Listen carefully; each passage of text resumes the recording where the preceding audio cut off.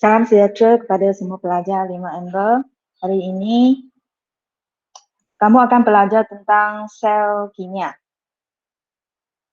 Saya harap nanti anda download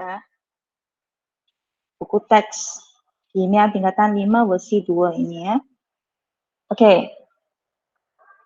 Saya harap semua pelajar telah pun menonton tayangan video yang saya kongsi dalam grup 3 video itu.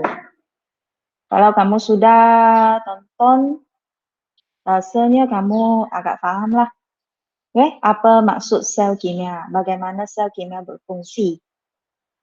Standard pembelajaran hari ini ialah murid boleh menerangkan tindak balas redoks dalam sel kimia melalui eksperimen. Nanti kamu akan tengoklah bagaimana jawab eksperimen 1A. Tahukah anda dua keping logam yang berbeza jenis dicucuk pada ubi kentang dapat menghasilkan arus tenaga elektrik? Mengapa ini boleh berlaku?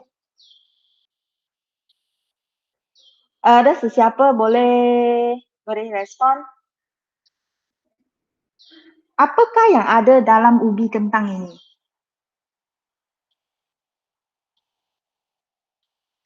Selain ubi kentang,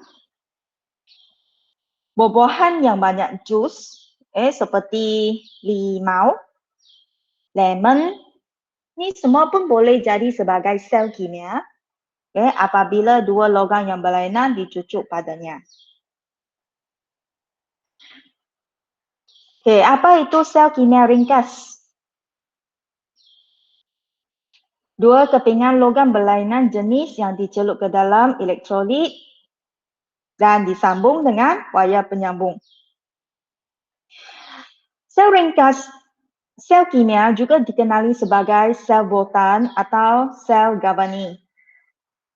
Dalam versi buku teks versi bahasa Inggeris, dia guna subtopik ini diguna voltaic cell.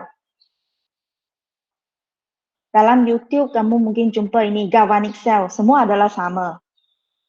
Merujuk kepada sel kimia. Perubahan tenaga yang berlaku dalam sel kimia ialah tenaga kimia akan berubah kepada tenaga elektrik. Tindak balas redoks yang berlaku dalam sel menyebabkan pengaliran elektron. Beza keupayaan yang dikesan pada voltmeter menunjukkan arus elektrik terhasil.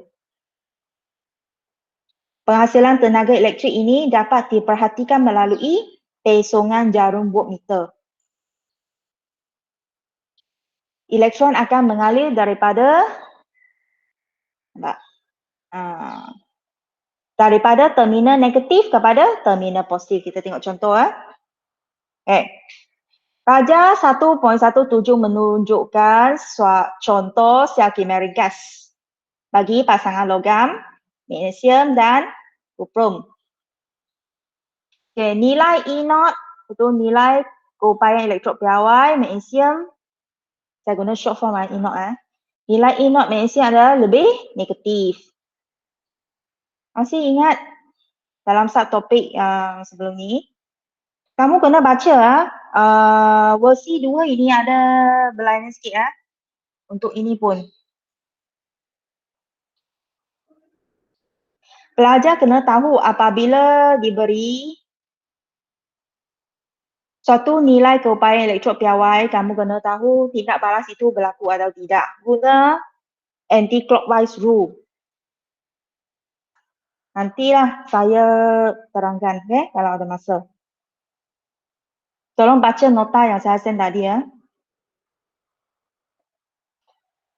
Sekiranya pelajar tak faham sesuatu topik ataupun tajuk kan, kamu kena kaji, kamu kena cari maklumat. Kan sekarang internet banyak.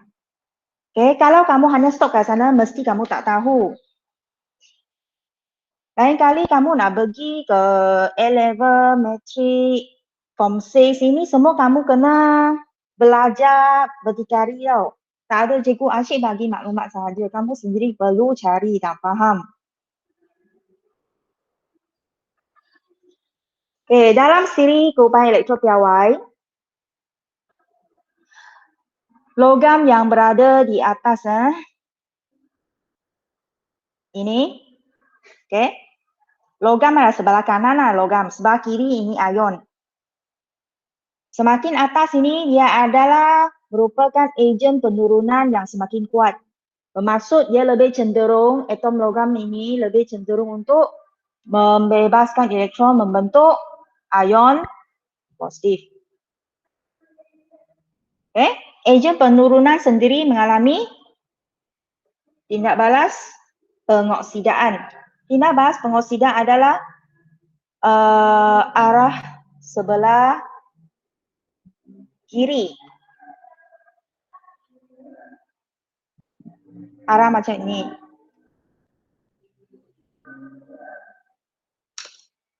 Dia menghalang ke tindak balas menghalang ke sebelah kiri. Manakala bagi ion ataupun molekul yang mempunyai inert yang kurang positif, yang lebih positif, yang bawah lah, maka semakin menurun, semakin kuat dia sebagai ejen pengoksidan. Maksudnya dia sendiri mengalami penurunan dengan menerima elektron. Kalau kita banding ini dua, magnesium, nilai inert bagi magnesium adalah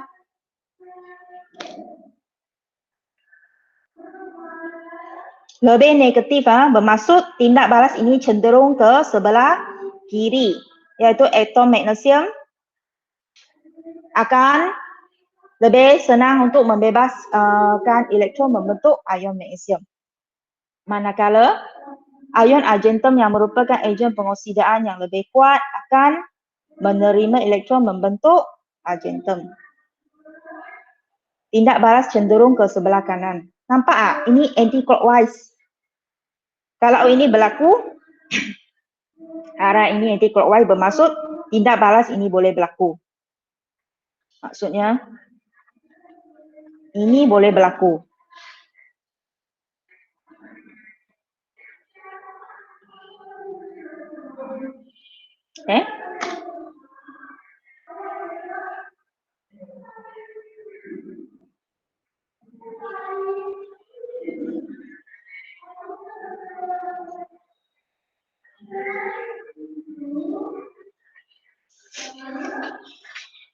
Nilai inert magnesium adalah lebih negatif, maka magnesium menjadi terminal negatif.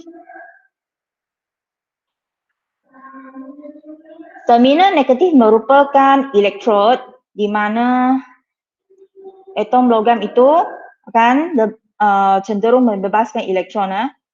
Dia lebih elektropositif lah kata.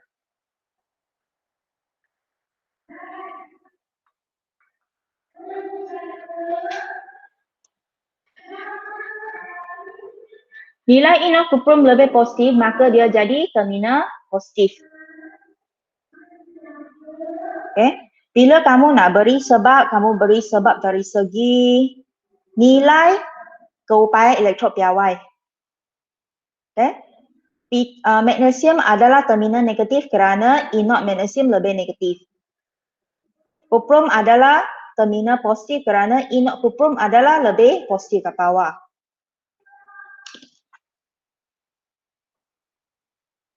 Apa yang berlaku di terminal negatif ialah dia akan berlaku pengoksidaan.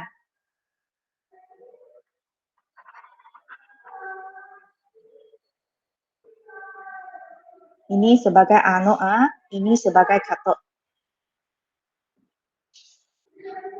Ingat, pengoksidaan selalu akan berlaku di anod, di mana atom logam itu akan membebaskan elektron membentuk ion positif atau cation.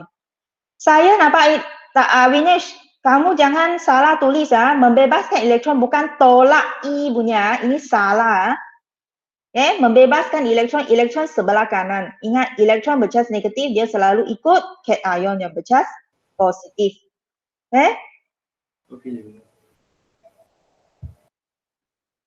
Kalau pelajar hantar tugasan ini yang salah bermaksud pelajar tak buat dengan bersungguh-sungguh, tak pergi kaji.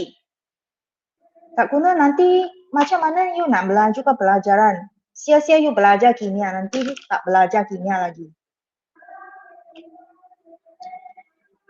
Okey, elektron mengalir dari terminal negatif ke terminal positif. Manakala arus pula mengalir pada arah yang berlawanan. Dari terminal positif ke terminal negatif. Faham ini diagram ini ya?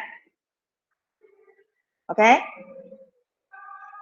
Terminal negatif ialah anod. Di anod mesti berlaku pengoksidaan. Tak kira ia adalah sel kimia ataupun sel elektrolisis.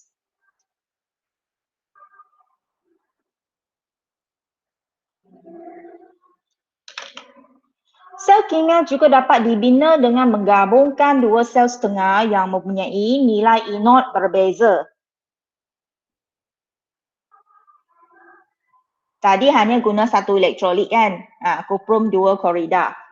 Okey, untuk ini cikgu juga nak terangkan dengan lebih lanjut. Bila ada persamaan setengah, pengoksidan dan penurunan mesti ada apa? Pemerhatian. Pemerhatian, apakah pemerhatian yang dapat diperhatikan pada terminal negatif? Kepingan magnesium ini akan menipis.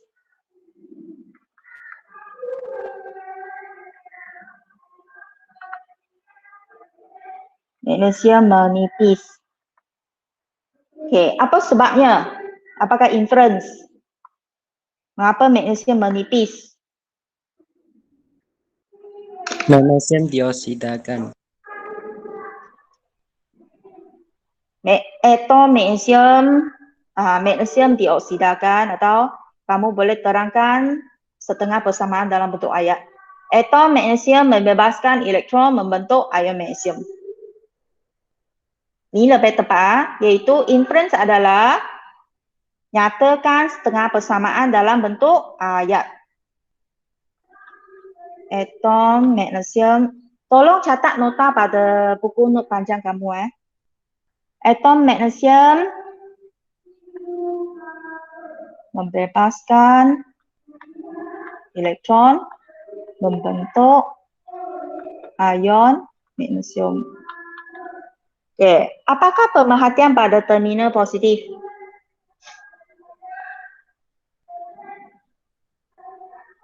Pada terminal positif, ket ion di dalam elektrolit, iaitu ini, ion kuprum 2 akan tertarik ke katod untuk dinyacaskan. Okey, ingat, ion kuprum 2 ini dari mana? Ia daripada elektrolit, iaitu larutan kuprum 2 klorida. Yang akan tertarik ke katod untuk dinyacaskan. Dinyacas bermaksud ia dari ion, dia telah neutral menjadi atom kuprum. Okey, dia terima elektron ni lah. Maka pemerhatian ialah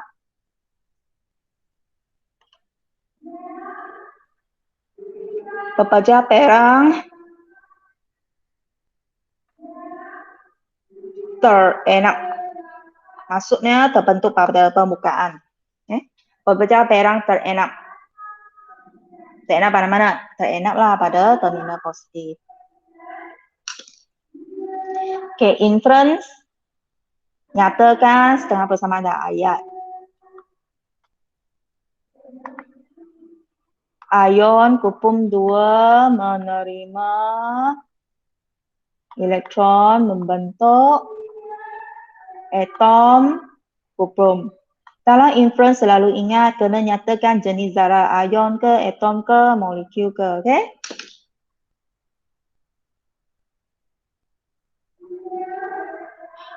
Dalam soalan dalam modul kimia tingkatan 5 yang kamu beli hari itu,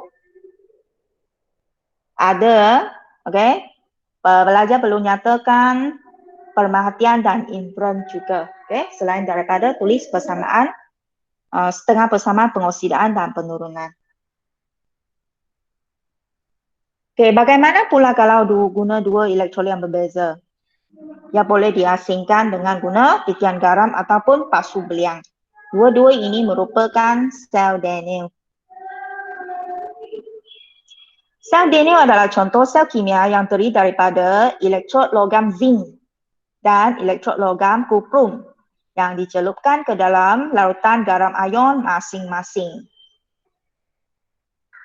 Maksudnya, elektrod zinc ini celup ke dalam larutan zinc sulfat. Okay, elektrolit ini merupakan larutan garam terlarutkan. Okay. Elektrod kuprum celup ke dalam kuprum 2 sulfat. Boleh guna kuprum 2 nitrat, zinc nitrat tak? Boleh tak? Hello? Boleh ya, sebab asalkan dia adalah lautan garam terlarutkan. Dua larutan garam tersebut dihubungkan dengan menggunakan titian garam. Ni. Okay, dalam titian garam ada larutan tepung, kalium nitrat ataupun natrium klorida. So dia tanya, apakah fungsi titian garam atau pasu beliang? Selalu dan jumpalah seorang struktur tanya ini.